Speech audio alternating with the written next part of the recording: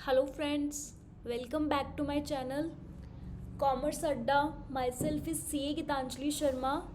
और आज हम मटेरियल कंट्रोल में valuation of material at the time of issue topic करने वाले हैं।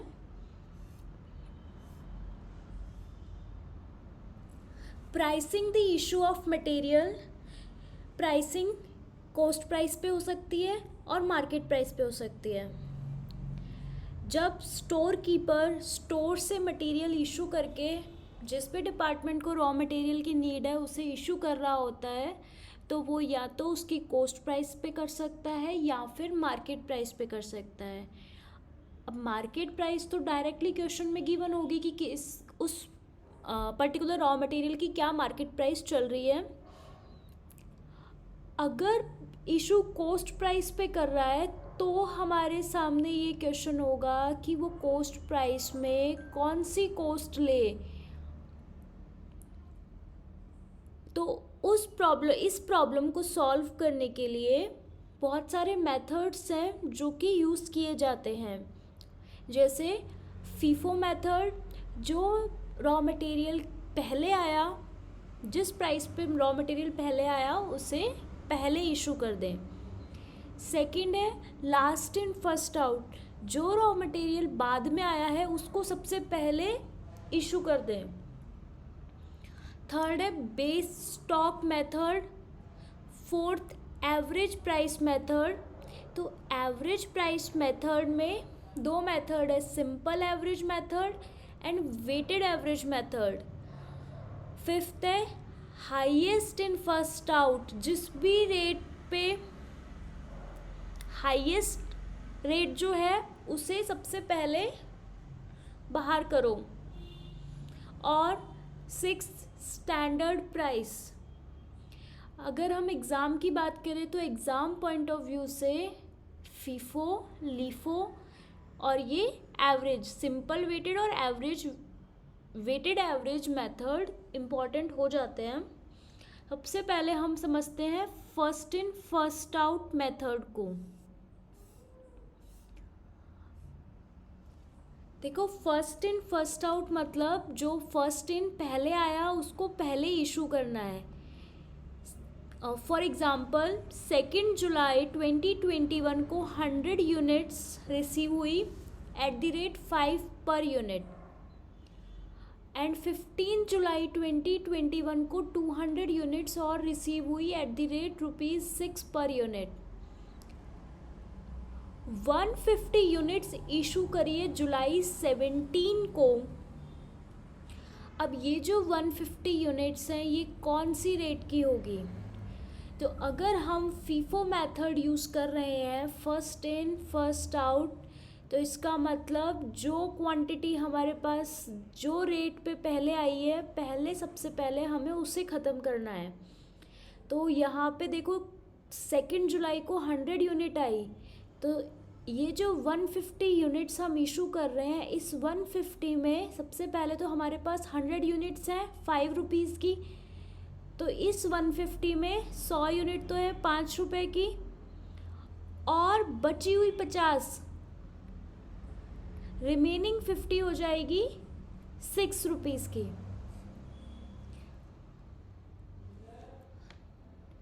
तो ये जो 150 यूनिट्स इशू हुई इसकी रेट आ जाएगी 800 रुपीज़।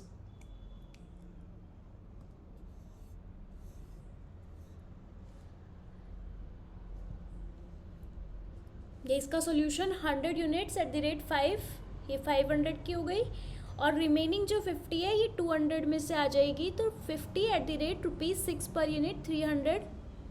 तो ये 150 यूनिट्स का वैल्यूएशन करेंगे तो ये हो जाएगा 100 रुपीज़। अब अगर हम जुलाई 17 को ही क्लोजिंग स्टॉक की बात करें, अगर क्वेश्चन ये पूछ ले कि जुलाई 17 को क्लोजिंग स्टॉक का वैल्यूएशन कितना है, तो 150 यूनिट्स टोटल हमारे पास 300 यूनिट्स हुई। 300 यूनिट्स में 150 इशू कर दी, तो रिमेनिंग 150 यूनिट्स, अब ये 150 यूनिट्स जो क्लोजिंग स्टॉक में बच रही है वो कौन से रेट की होगी?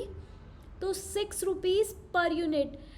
150 units at the rate ₹6 per unit,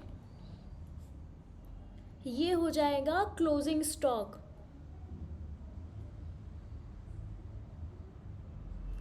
तो 900 रुपीज़ का क्लोजिंग स्टॉक हो जाएगा। Next method, last in first out. जो बाद में आया है, सबसे लेटेस्ट जो स्टॉक आया है उसको सबसे पहले निकाल दो, सबसे पहले उसको इशू करो। इस एग्जाम्पल में 1 जुलाई को 500 यूनिट्स आई at the rate ₹5 per unit. 15 जुलाई को 100 यूनिट्स आई at the rate ₹6 per unit. Material is issued given below. जुलाई 16, 2021 को 25 यूनिट इशू किया है और जुलाई 25 को 100 यूनिट्स इशू करे हैं। अब ये जुलाई 16 को जो 25 यूनिट्स इशू करे, ये किस रेट पे करेंगे? देखो मेथड हम फॉलो कर रहे हैं लास्ट इन फर्स्ट आउट। तो जो जुलाई 16 को हमें सबसे पहले जो स्टॉक निकालना होगा वो होगा जो लेटेस्ट आया। तो ये 25 यूनिट्स एट द रेट ₹6।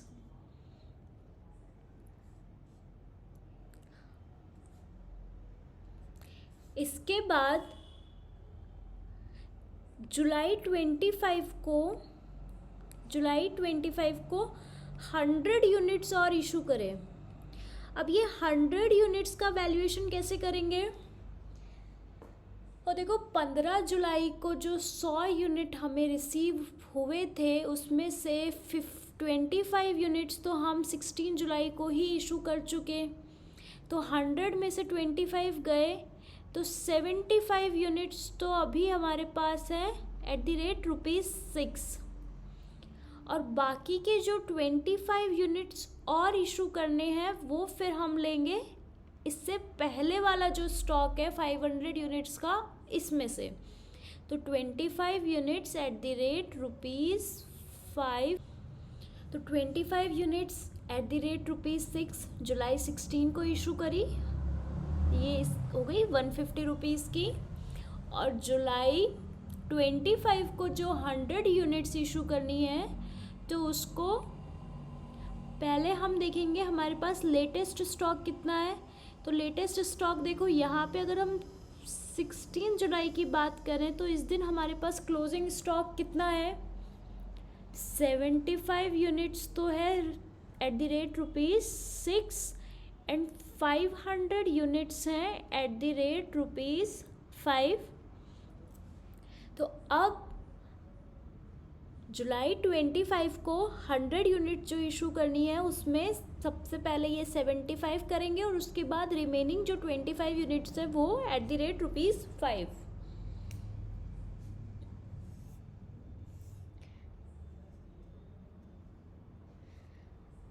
अब आपको ये एक क्वेश्चन करना है, इसमें फीफो मेथड से इस क्वेश्चन को करना है। फीफो मेथड मतलब फर्स्ट इन फर्स्ट आउट, सबसे पहले जो स्टॉक आया है उसको पहले निकालेंगे। Opening balance 500 tons at the rate ₹10 opening balance है। इसके बाद में इशू किया है 5 अगस्त को 300 टन्स, फिर रिसीव किया है 600, देन इशू किया है 250, फिर रिसीव किया है, फिर इशू किया है। और देखो इसका ये फॉर्मेट होगा, आपको एक कॉलम डेट का, फिर रिसिप्ट में 4 कॉलम, GR नंबर और MR नंबर, यहाँ पे हम उसकी डिटेल्स लिखेंगे, फिर quantity, rate, amount, then requisition number, quantity, rate, amount, receipt, issue और बैलेंस। बैलेंस मतलब इधर क्लोजिंग स्टॉक आ जाएगा कि क्लोजिंग में अभी कितना बच रहा है, और ये रेट फॉर फर्दर इशू, ताकि पता चले कि कौन सी रेट पे हम आगे कर रहे हैं।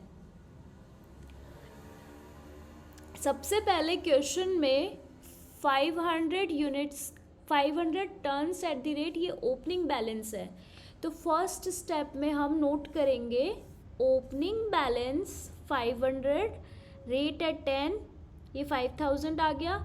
इशू वाले में कुछ नहीं आएगा, एज इट इज़ जो है वो बैलेंस हो जाएगा 500 टन्स और अमाउंट है 5000। रेट आएगी 500 टन्स है और अपने पास कितने का है अभी सिर्फ opening balance eight the rate ₹10 पर टन। अब क्वेश्चन में लिखा हुआ है कि 5 अगस्त को 300 टन्स इशू किए। अब ये 300 टन्स हमारे पास सिर्फ अभी 10 रुपीज़ का है, तो एट द रेट ₹10 ये 3000 आ गया। अब क्लोजिंग स्टॉक में कितना बचा, तो 500 minus 300 200 tons closing stock at the rate ₹10, तो ये 2000 अमाउंट में आ जाएगा। रेट फॉर फर्दर इशू में 200 टन बचे हैं एट द रेट ₹10। अगस्त 9 को 600 टन्स और रिसीव होता है एट द रेट ₹11। तो 600 मल्टीप्लाई बाई 11 6600। इशू वाला ये ब्लैंक। अब अपने पास स्टॉक कितना हो गया, तो 200 पहले से था, 600 और आ गया, 800 टन्स हो गए एट द रेट ₹। अब यहाँ पे आप डायरेक्टली इन दोनों को ऐड कर दो, जो बैलेंस है प्लस जो नया आया 2000 प्लस 6600, तो 8600। और रेट फॉर फर्दर इशू में आप दोनों नोट कर लो कि 200 टन्स तो है 10 रुपीज़ का और 600 जो नया आया है वो है 11 रुपीज़ का। अब देखो यहाँ तक तो लीफो हो चाहे फीफो हो, इन दोनों में कोई डिफरेंस नहीं है।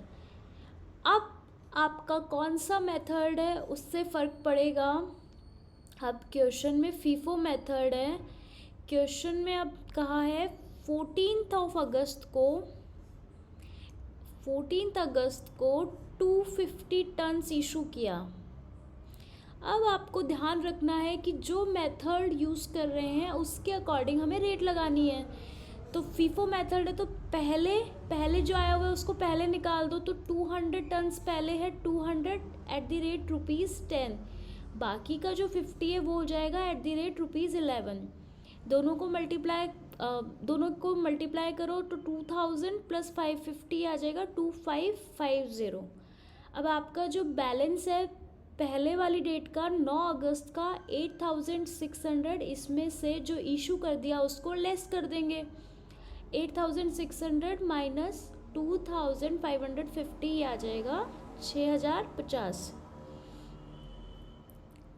और क्वांटिटी कितनी बची, 800 में से 250 लेस कर दिए तो 550 क्वांटिटी बैलेंस में आ गई।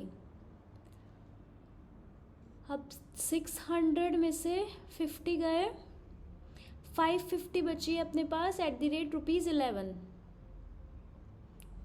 इसके बाद में फिर नया रिसीव हो गए 100 tons at the rate ₹1200 balance में ऐड कर देंगे।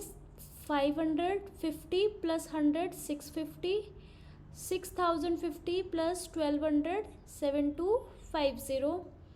और रेट फॉर फर्दर इशू में 550 टन्स हैं एट द रेट ₹11 और 100 टन्स है एट द रेट ₹12।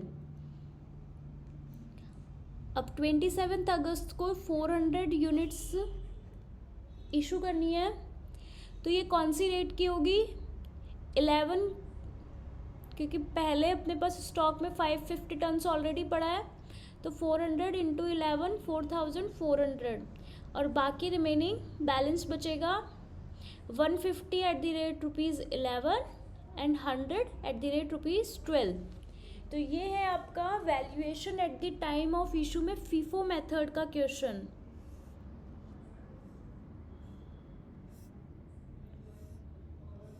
इसके बाद सेम क्वेश्चन को किया हुआ है लीफो मेथड से।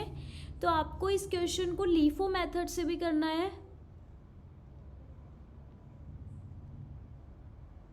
लीफो मेथड में जो बाद में क्वांटिटी आई है उसको पहले इशू करना है, लास्ट इन फर्स्ट आउट। तो इस सेम क्वेश्चन को आप लीफो मेथड से भी करेंगे। अब next method base stock method. Base stock method सिर्फ इमरजेंसी पर्पस के लिए यूज़ होता है। ये एग्ज़ाम पॉइंट ऑफ व्यू से इतना इम्पॉर्टेंट नहीं है। हम नेक्स्ट देखते हैं average price method. Average two types के, सिंपल एवरेज और वेटेड एवरेज। सिंपल एवरेज क्या होता है, तो देखो जितने भी रेट आई, जैसे 200 यूनिट्स आई रिसीव हुई है eight the rate ₹4, 100 units receive हुई है eight the rate ₹5, 300 units receive हुई है eight the rate of ₹6। Simple average method में हमें सिर्फ रेट को एवरेज करना है। 4 + 5 + 6 / 3, तो ये आ गया ₹5 पर यूनिट। तो जब भी हमको इशू करनी होएगी तो आप इशू करेंगे एवरेज रेट पे। अगर वेटेड एवरेज की बात करें तो वेटेड एवरेज में यूनिट्स को मल्टीप्लाई करना है रेट से। फॉर एग्जांपल 200 यूनिट्स रिसीव हुई at the rate ₹5, then 300 units receive हुई एट द रेट ₹6। तो वेटेड एवरेज के एवरेज प्राइस कंप्यूट करने के लिए 200 × 5 प्लस 300 × 6 और डिवाइड करना होगा टोटल जो भी क्वांटिटी होगी। तो इस केस में 500 से डिवाइड करेंगे। अब इशू करते वक्त आपको ये जो वेटेड एवरेज प्राइस होगी ये लेना है। अब ये जो सेम एग्जाम्पल है जिससे इसी से हमने लीफो मेथड किए थे और फीफो किया था। अब इस सेम एग्जाम्पल से हमको सिंपल एवरेज को भी समझना है और वेटेड एवरेज को भी समझना है। 500 units 100 at the rate ₹10, 300 ton issue करें, फिर रिसीव हुए। तो यहाँ तक तो आपके सारा कोई भी मेथड आप यूज़ करो सेम ही होगा। इसके बाद का इशू में डिफरेंस आएगा। इस 250 टन यहाँ से डिफरेंस आएगा। हम इसके सॉल्यूशन में ही देखते हैं। देखो 500 ओपनिंग में था, यही क्लोजिंग में हो गया। उसके बाद में 300 टन और रिसीव हुए at the rate 10, 300 ton issue किए हैं एट द रेट ₹10। तो ये बैलेंस बच गया 200 एट द रेट ₹10। उसके बाद में 600 रिसीव हुए एट द रेट ₹11। तो ये बैलेंस हो गया। अब यहाँ पे हम एक एवरेज प्राइस कैलकुलेट कर लेंगे। 10 + 11 / 2, तो ये आ गया 10.5। अब 250 यूनिट्स जब इशू करेंगे वो करेंगे एट द रेट ₹10.5। बैलेंस में आप 800 माइनस 250, ये आ गया 550 एंड 8600 माइनस 2625, तो ये आ जाएगा 5975।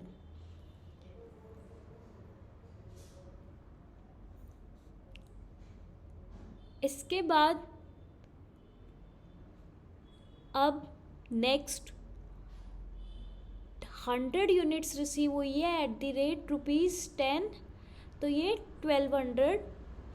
बैलेंस में 550 और इसमें ऐड कर देंगे 100, तो ये आ जाएगा 650 टन्स और 5975 प्लस 1200, तो ये आ गया 7175। अब देखो यहाँ पे आपको सिर्फ 11 का ही रेट 11 नहीं रखना है। 11 + 12 / 2, क्योंकि सिंपल एवरेज प्राइस जब हम सिंपल एवरेज मेथड जब फॉलो कर रहे होते हैं तो उसमें भी एक ये अजम्पशन लिया जाता है कि स्टॉक को लीफो बेसिस पे इशू किया या फीफो बेसिस पे इशू किया। तो इस केस में ये अजम्पशन लिया गया है कि जो पहले से यूनिट स्टॉक में थी उसको पहले इशू कर दिया।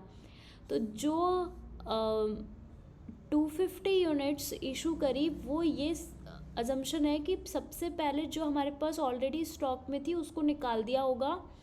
तो अब जो ये बाकी के यहाँ पे 550 बच रहे हैं ये सिर्फ 11 रुपीज़ के होंगे। हम सिर्फ जो एवरेज ले रहे हैं वो इशू रेट के लिए ले रहे हैं। तो आप जब नेक्स्ट एवरेज कैलकुलेट करेंगे तो वो 11 + 12 डिवाइड बाय 2, ये 11.5। अब नेक्स्ट जब इशू हो रहा है तो वो होएगा 11.5 पे। तो 400 मल्टीप्लाई बाय 11.5 ये आ जाएगा 4600।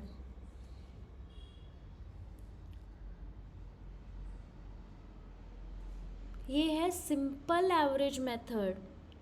अब वेटेड एवरेज मेथड देखते हैं।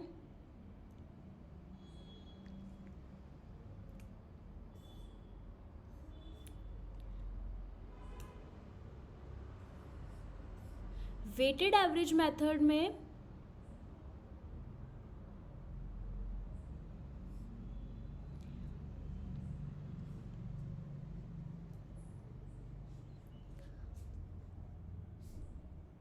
यहाँ तक तो सेम है।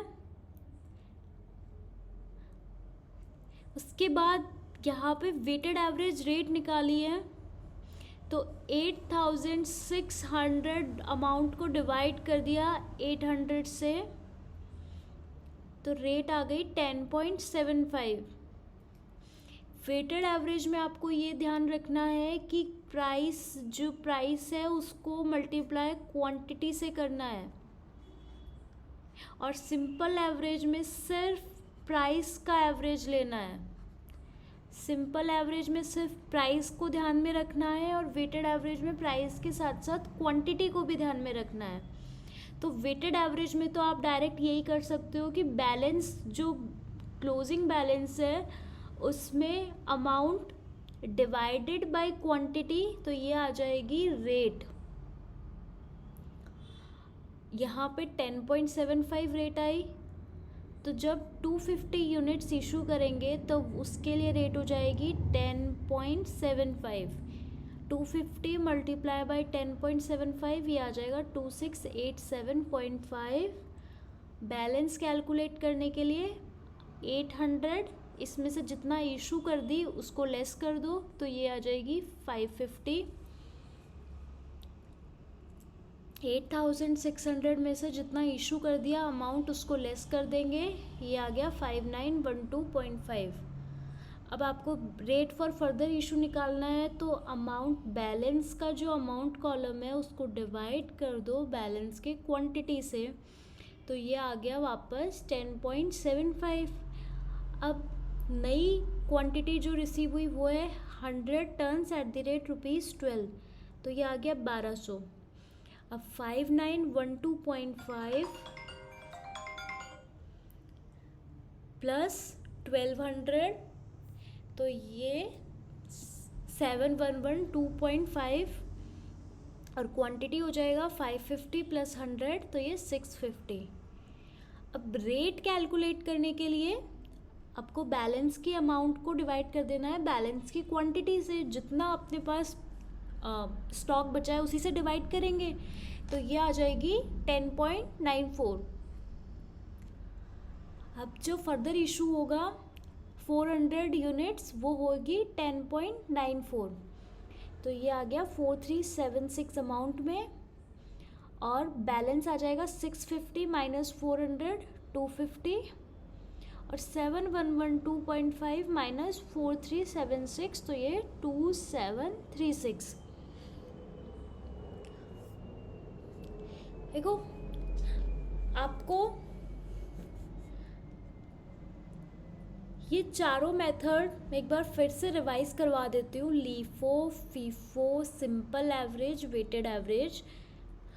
अगर आपके एग्ज़ाम में क्वेश्चन आता है valuation at the time of issue, तो उसमें आपको इन मेथड्स, ये 4 मेथड से ही आपके क्वेश्चन आता है। लीफो का मतलब कि जो quantity of raw material issue कर रहे हैं वो लेटेस्ट रेट पे करेंगे। लेटेस्ट रेट मतलब सबसे नया जो स्टॉक आया है, जिस रेट पे आया है वो सबसे पहले हम इशू कर देंगे। तो लीफो के केस में जो हमारे पास क्लोजिंग स्टॉक बोलो या फिर बैलेंस जो बचेगा वो क्या बचेगा, पुराना वाला बचेगा। तो ओल्ड रेट वाला यहाँ पे बैलेंस में बचेगा। फर्स्ट इन फर्स्ट आउट, पहले जो आया उसको पहले निकाल दिया। तो जो भी सबसे ओल्डेस्ट रेट का मटेरियल अपने पास स्टॉक में होगा उसको सबसे पहले निकालेंगे। तो आपके पास बैलेंस में क्या बचेगा, लेटेस्ट जो भी रेट का होगा वो बैलेंस में बचेगा। ये तो हुआ लीफो और फीफो का केस। अब सिंपल एवरेज में आपको क्या ध्यान रखना है, हमें सिर्फ प्राइस का एवरेज लेना है। और उसमें भी हमें ये एक अजम्पशन वर्किंग नोट में मेंशन करना होगा कि हमने जो भी माना है स्टॉक पहले निकला वो लीफो बेसिस पे निकाला है कि फीफो पे निकाला है। ये जो मैं अभी बोल रही हूँ ये अभी हमने एग्जाम्पल किया है, उसके बेसिस पे आप अच्छे से इस चीज़ को समझ सकते हो। वर्किंग नोट पे ये मेंशन करना है कि फीफो मेथड पे निकला कि लीफो पे, और जब सिंपल एवरेज रेट निकालेंगे वो सिर्फ प्राइस को कंसिडर करके निकालेंगे। एंड वेटेड एवरेज मेथड में प्राइस मल्टीप्लाई बाय क्वांटिटी। तो वेटेड एवरेज का क्वेश्चन करने में आपको वैसे इजी है कि आपको सिर्फ बैलेंस में जो अमाउंट है उसको डिवाइड कर देना है बैलेंस में जो क्वांटिटी है, तो उससे आपका रेट निकल जाएगा।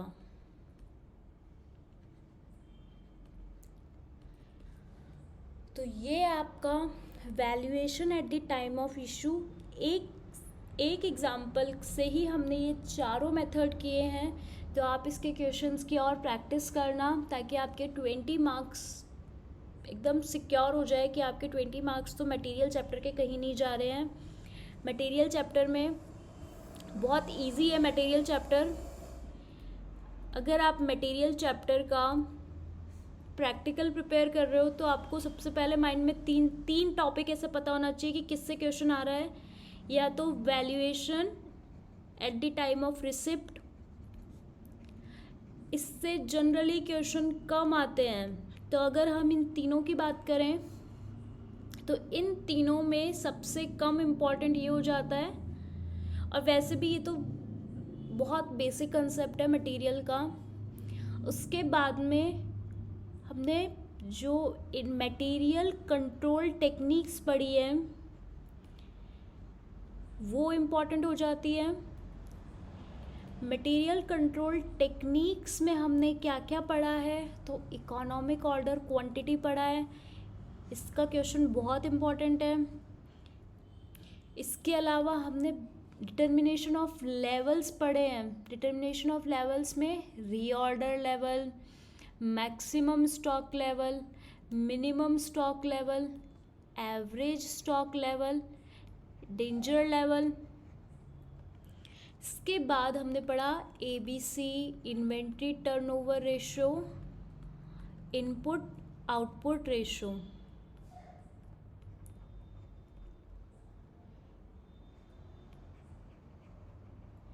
तो देखो अगर हम इसमें भी अभी बात करें क्या ज़्यादा इम्पॉर्टेंट है, तो EOQ इम्पॉर्टेंट है और ये लेवल इम्पॉर्टेंट है। तो या तो आपको क्वेश्चन मिलेगा EOQ लेवल या फिर valuation at the time of issue.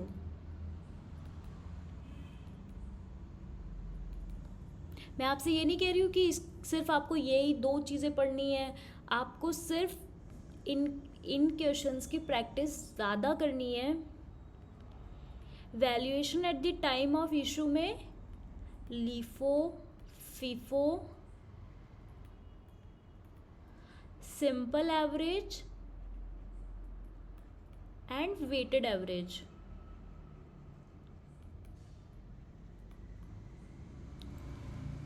तो आपके एग्ज़ाम पॉइंट ऑफ व्यू से जो ज़्यादा इम्पॉर्टेंट चीज़ हो जाती है वो ये हो जाती है valuation at the time of issue, इसमें ये methods and economic order quantity calculate करना and determination of levels, reorder level, maximum, minimum, average and danger. I hope आपको ये मटेरियल टॉपिक पूरा बहुत अच्छे से समझ में आया होगा. आप इसके ज़्यादा से ज़्यादा क्वेश्चंस प्रैक्टिस कीजिए.